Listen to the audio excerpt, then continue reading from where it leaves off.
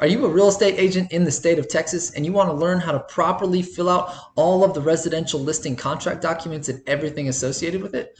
If so, stay tuned because that's exactly what we're covering today. Hey, what's up? I'm Brandon Melvin, Realtor and Team Leader. I help coach other realtors, team leaders, and brokers on how to grow and scale their real estate businesses through creative and innovative digital marketing, content creation for social media, as well as tried and true methods to have your business work harder for you than you do for it. If you want proven strategies that you can use to get more leads, close more deals, and scale your team, you'll absolutely love this channel and this video. Jumping right in, we're actually going to use zip forms to be able to cover all these documents. And like I said, we will cover the residential listing contract and many of the associated documents along with it. So when you are at your dashboard, there's a couple things. When you're getting started, you'll need the templates to be able to more easily take care of all of these transactions.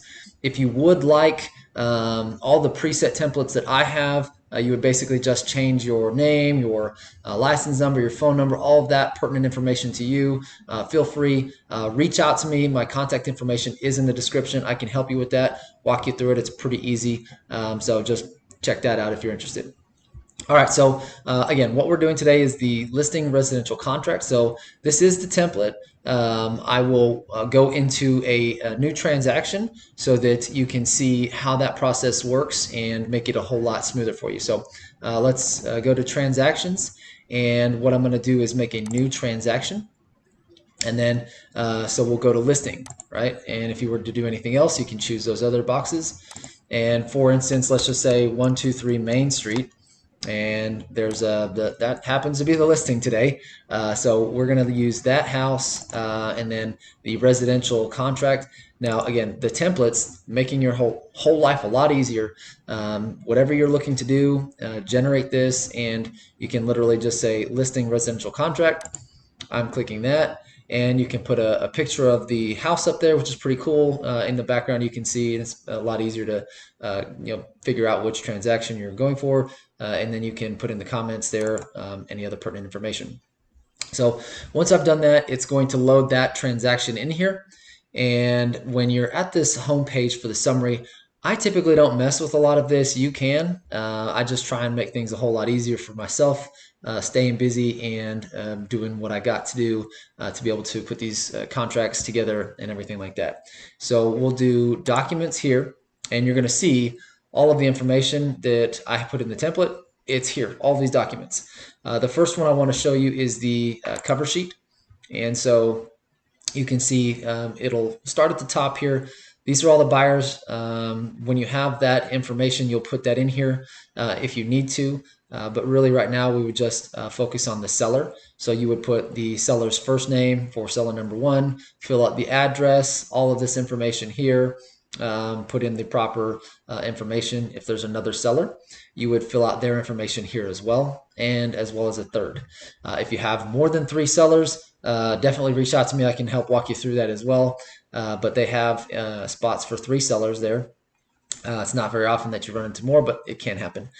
The selling broker, that is different obviously than the listing broker. So you in this case are the listing with the listing brokerage side, and then if there's a buyer's agent when they come along, that's where their information would be placed. But you can see, being with eXp Realty, this is the information that I have. And if you are as well in the state of Texas, this is probably going to be the same information for you, except the phone number. That is my phone number there. You can put the brokerage information, which is the 888 number, the listing office ID, you have that there. And then the listing agent, that is yourself. You would just fill out that information and change your phone number as well. Put your license number here. And then here you can see that address is already starting to auto-populate there. If you wanted to go through this information, you can, and most of it should translate over into the other documents, which again, fill this one page out. It's going to make your whole life a whole lot easier. And then, so I kind of will go past this information. Don't really need that right now. If you changed anything, you would save it and then click the back button. So this is something cool here. If you're interested in using this to, again, make your life easier, the residential listing checklist. so that way you can know where you're at in the process and if you are needing anything or if you're missing anything. Pretty cool document to have to keep track of your transaction. All right, so the information about broker services, again, you see all this stuff? I didn't have to fill that out every time. It's just automatically populated there, and I absolutely love it. So again, making your life easier. I have the consumer protection notice. I like to have that here. That way I stay more compliant, and I will have the client initial this probably down here, right here in the corner, whenever I do send out for signatures. And the next document will be the residential listing agreement. So let's look at that one. That's the meat and potatoes of this one. So once you put in the information on that cover sheet, it will all fill out into here. Okay. As you can see, my information is here, and so that's really helpful. You'll fill out the property information, the lot, block. This one's going to be the legal description. If you hover over that, it'll give you some information. And then the city of, it's already populated that, as well as the address and the zip code. So really cool there. A lot of times you'll have one or the other, the lot and block, and what I've found. But if you have that information, put it there. Sometimes you don't. And you can get this information from the county appraisal district if you want to put that in there. Or if you use RPR, you can actually go and generate that information and start the transaction here, whichever one you feel would be easier. For the, again, make sure you understand all of this contract and read everything thoroughly multiple times. I would recommend if you're a newer agent. That way you're just able to help your clients in a better capacity. The exclusions, I put none here to begin with. Again, all of this stuff is just making it easier. If you need to change anything in a specific transaction, you absolutely would do that. Most of the time, there's no exclusions in a listing. Now you have the address for the home, and then is it in a homeowners association? Let's just say this one is, it is. Okay, cool. All right, so we'll have that there. The listing price, whatever that one might be. In Austin, things were escalating pretty quickly, so maybe 800,000. I joke there, but it might be. And then the listing begins whatever day you're going to have this signed. You can say, all right, well, let's do it today. And then the listing agreement a couple months ago, you really didn't need to have it very long. But right now, I would say on average, I would do at least 6 months, if not 12 months.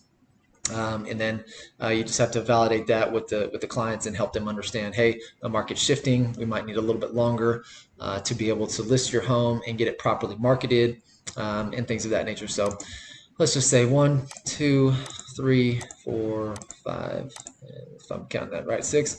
You could even just say at this point to December 31st at the end of the year.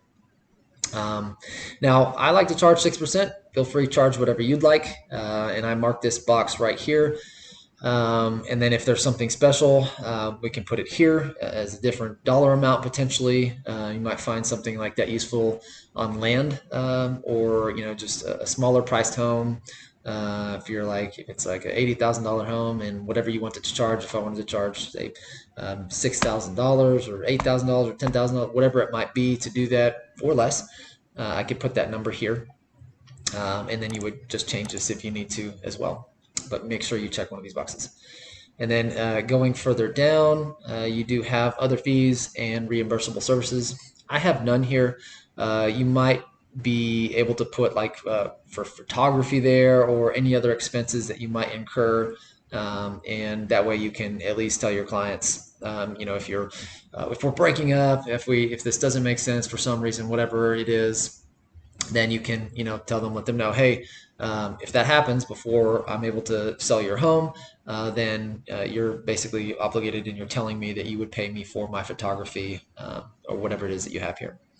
The protection period, that's going to protect you. I like to put 90. That, again, put anything you want in this document here, and anything that is negotiable like that, but this is just what I tend to do. And so this would basically protect me for up to 90 days if I was the procuring cause for anyone coming to purchase the home, and they wanted to buy it after this. If they terminated the contract and they that particular buyer was to come through, that would be grounds for me to say, hey, look, I'm due my commission because this is what the document says, and I was the procuring clause for that procuring clause. All right, so here down this box here in the county, this is where the brokerage will get paid. If you are with EXP, Travis County is that answer for everything, and then whatever brokerage you're with, make sure you put the right information there. So listing services, this is when you're going to list the property on the MLS. And so a lot of times it's going to be this box here. You get the listing signed and you have per this 5 days to put that out there live on the MLS. You're just stating this, telling your clients, hey, I'm going to do my job. I'm going to get out there pretty quickly. Now, if something is with the house and the sellers know, hey, we gotta do new flooring, or we gotta do whatever it is to make it look nice, or they've got to fix something, you can check this box here. And what that's going to do is allow you to say, we need 10 days for me to allow my clients to fix whatever it is they're going to do. So you can do home repairs, something to that extent. And that gives me 10 days from the execution date here. And then I have to put it on at that point. So just an example there. Now, if your clients for some reason don't want you to list it on the multiple listing services, this is the box you would check as opposed to this one. I have not yet run across that, but you might if you have like a celebrity or a peace officer or something to that nature that does not want all of their information out there, or say if it's another real estate agent listing the other real estate agent's property. I heard a story about that a while back, and they didn't want it listing it, that information. So anyways, there's certain scenarios that you might want to, but I haven't run across it. And so moving on, again, make sure you're covering all this information with your clients and helping them be aware of it, whatever those questions might be. As for the scheduling company, we here locally in the Central Texas area use Showing Time, so I have that there. Just letting my clients know, hey, yes, we're going to use Showing Time to let the agents into the property. Now, if you're the one, they want you to show everyone the property, and sometimes that happens, then you would not use Showing Time here. So just keep that in mind. Now, the broker is authorized to place a key box on the property. There are some times that you're not allowed to, based off what the client wishes, which is basically, again, if you're the one who has to show it and you have to be there every time, that's something that you would note here. If the client doesn't want to have the key accessible to anyone else, things of that nature, right? Now, cooperation with other brokers. As per what I like to do, if I'm charging 6% to the client on the selling side, I will offer compensation 3% to the buying side, and then so not a dollar amount on this other side, but a percentage. And then I will also put a 0 here. Now the way to get that to stick is by putting space 0. If you're putting anything else there, it won't stay. And then our brokerage, we don't pay any sub-agents, so that's why I put the 0 there. Now, if you wanted to, this is what I do.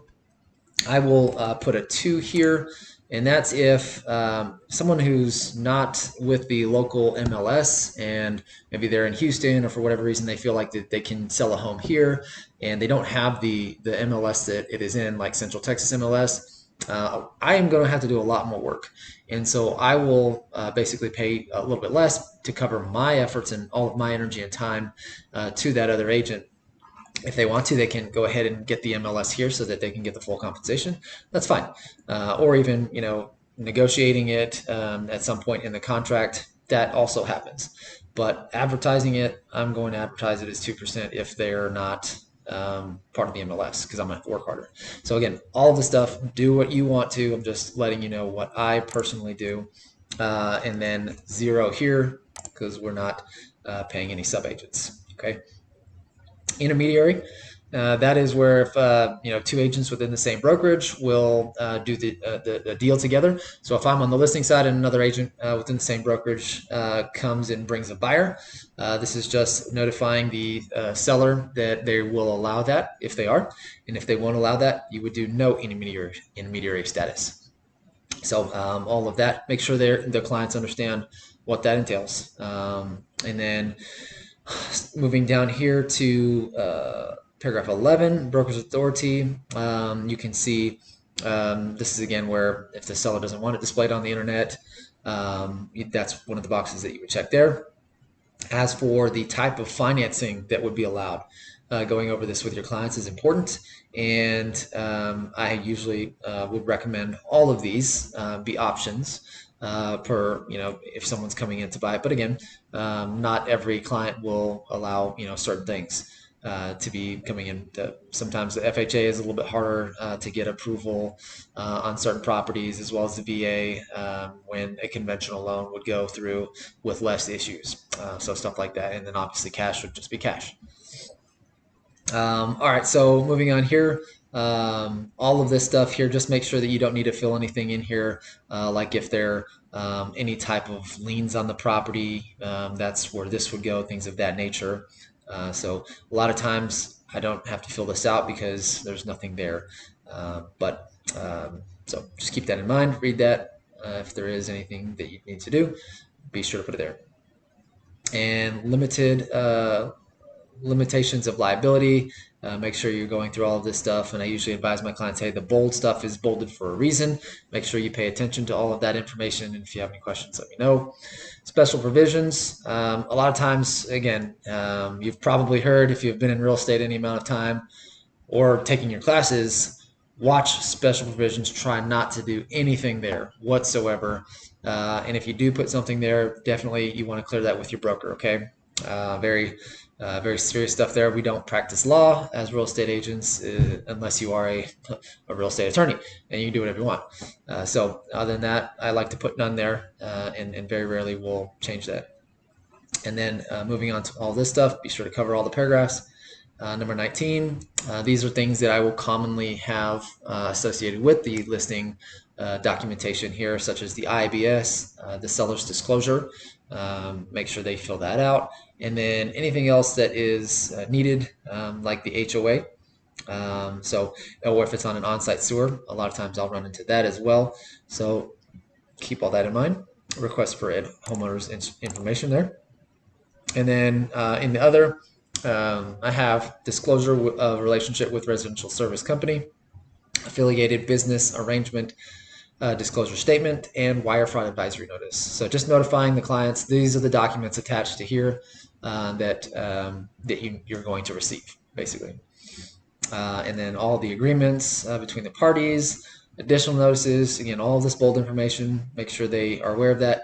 And then down here, if the seller is a foreign person or not. Most of the time they're not, but again, you have to check and make sure because there's tax situations that it's not just like, hey, you're from a different country. It's there's certain details that they need to have, and with tax, like I said, taxes will be withheld to an extent in this paragraph. So make sure they are foreign or not, and have that filled out appropriately. As for down here at the bottom, you're just signing and taking care of that. Broker associate signature. I'm not the broker, so I'm associate. So I would sign here, but mark this box, and then the seller's information would be down here. And that's it for this document. Again, if you're going through this and you're watching this video and you have any questions on this, please feel free, either drop it in the the comments or wherever it is that you're seeing this. Put the information down there, reach out to me. Again, contact information should be in the description, and that way you can get a hold of me, and we can work together to figure out whatever it is that you're trying to take care of. Be sure to save that, and then you would go back, and once you're there, then you would go to the next document, which in this case is the general information and notice to buyers and sellers. I like to send that one. It's just a lot of information, long story short there, to educate our clients on what it is that real estate entails and things of that nature. So expansive soils, FERPTA, flood hazard, floodways, things of that nature, historic or conservation districts, all of this stuff, mineral rights, very good information for your clients to know. And what you would do is you just fill out their name here, client name, and it would go down here and transfer to every other document. And then you would have to fill out their information here, and your information is already auto-populated. And then you would save and then go back. And that actually may be filled out if it was in the cover sheet as well. So let's come back up here real quick. Okay, so yeah, fill that out here, and yeah, there it goes right there. Client name, and it should be filled out in that document already again, so saving yourself a lot of time in the future. The seller's disclosure, giving them both of these, the TXR 1406 as well as the TRE COP-H. They're both a little different. One of them is a little less information, and so that way they get to choose as the clients. And then you can take a look at this one here. So again, this one's about 4 pages, I believe, and the other one is 6. And so whatever is the client's prerogative, they get to choose. So let them do that. And if the home is needing the lead-based paint disclosure, you will definitely need to have this one. If it does not, then you don't need this. So keep all of that in mind, and they have to disclose anything that they do know. Okay. We'll go back here. And the T47. So if they have a survey, you want to make sure they fill this out correctly and have it notarized. If they have any changes to the property, this is where they would put that in there. But again, they have to have a notary, licensed notary, be present at the time of them signing in and declaring all this information. Okay. And then the disclosure of relationship with residential service company, as what we are with EXP here. You have to state that yes, if anyone in this transaction were to go with America's Preferred Home Warranty, well, we do get compensated as a brokerage for the marketing purposes of it, and we just have to make everyone known of that. Okay, that's all that this is. And then on the listing side, you fill this out. When you do have a deal, you would have the other broker's name and license number here, as well as the undersigned, the associate or the broker, whoever's signing on this stuff, and then the buyers here as well. Again, just notifying everyone. And then 2 other documents, just being with EXP, different brokerages have different documents that they will require. This affiliated business arrangement disclosure statement is one of them. So just another, declaration. Hey, these are companies that we do business with, and then if you were to use them, we would make income from that. So again, just declaring that so that they are aware that is a thing that we have here. Okay.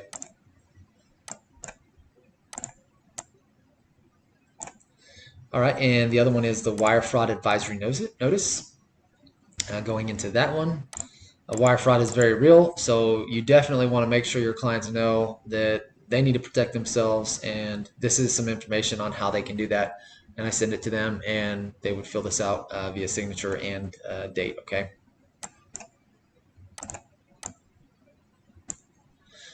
All right, so those are the most used documents in a listing contract that you're going to either have your person sign or persons sign in person or via e-sign. Now, what you can do is have them e-sign through here. And if you're going to do that, once you have all this stuff filled out, you would click e-sign. Very easy. And then you would start a new e-sign packet. And then you would go through here and select the documents that you want to send out. So what that would look like is I would go through here at my IABS I want first, consumer protection notice second, then the residential listing agreement, the general info. I will either bring the seller's disclosures typically to my clients when I meet them, or send it to them in a PDF and they can print out and fill it out. But one thing is for certain, do not touch this thing with a pen at all as a real estate agent here. At the time of this recording, you are not allowed to do anything with this document besides have your seller fill it out. If there's a box missing and they say, oh, can you just check it? Do not do that. It's definitely, you have to let the clients fill all that stuff out, okay? That is for them and not us as the real estate agents. Again, if you also, let me say in there, if you have any questions regarding real estate laws and things of that nature, you yourself would, I would say, refer to a real estate attorney, and the same thing, refer to your broker, and then I would also say the same thing to the clients. There's only so much that we can do and explain here before we have to have them speak to a real estate attorney. All right, so moving on here, if they need the lead-based paint disclosure, you would select that. Let's just say in this situation we do not. And then the T47, I will actually, again, print that out or give that to them in a PDF and have them print that out and bring that on their own time to get it notarized. Now, this one I will send as well, and these two also. And we'll close that. And you would title this just so 123 Main Street, and then that way, and you say listing docs, whatever you'd like to. That's why it's between you and the seller, so they know what the email is, and all these things. And let's say you can move these if you want to change the order, but I put them in the way that I would like them to begin with, so we're good there. And then I'll click next. And then if you've put all the information here on the cover sheet, it would translate, and so you wouldn't have to fill the stuff in. Okay, but for right now, let's just say, all right, I want this stuff to go to me first, so that way I know the transaction started, because once in a blue moon, something goes wrong with technology and it doesn't work. And so I want to know if it even got started. So I'll send it to myself first, and then I would go to seller one, and it's going to ask me for an email address here. So what I will do, just in the meantime, I will just fill out an email address for me.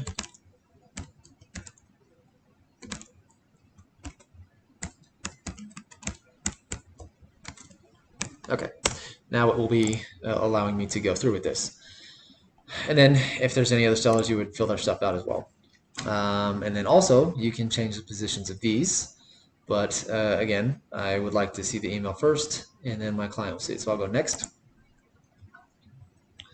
And then once that comes up, most of the information will be filled out because of the zip forms and the translation of it. But there may be a couple things like the PDFs that I inputted in there. I'm going to have to put the signature in there. So let's begin with that. All right, scrolling down, you can see the customer, soon to be client, once they sign all this stuff, will be right there. All that stuff is in there. And I will move to the client name first, the drag and drop, initial here, put it right there. And then we're getting into the listing agreement right now. And so you can see it's auto-populated both signatures, which is amazing. You can keep going. And I like to review all of this information right now at this point to make sure I've got all the stuff correct and things of that nature, right? So yes, all is looking good. Looks great. All of it, really good. Okay, and we're coming up on the end. Yes, signatures here. Okay, looks good. Moving on to the next document. You can see the client name is filled in there. And boom, we got to fill out both of these, both agreeing to all of that, both agreeing to all of this. This is one of those PDF documents that does not have any signatures or any information on it because it doesn't know where it should go. So what I would do is I would go to the client, make sure it's on there. I would put the date on this from this button, just click and drag. And then I'm going to go to markup and click the text box. And if you just click the left one and drag it, it will have it go as far as you want. And then this is where you would put the complete address right here. But for right now, I'm just going to do 123 Main. Okay. And then we'll move on.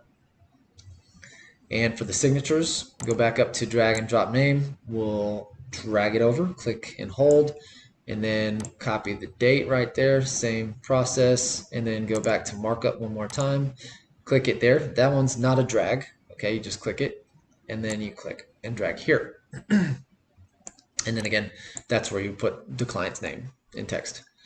And then the last one here, you go back to drag and drop, sign here, in the seller box we put that, and then you put the date here.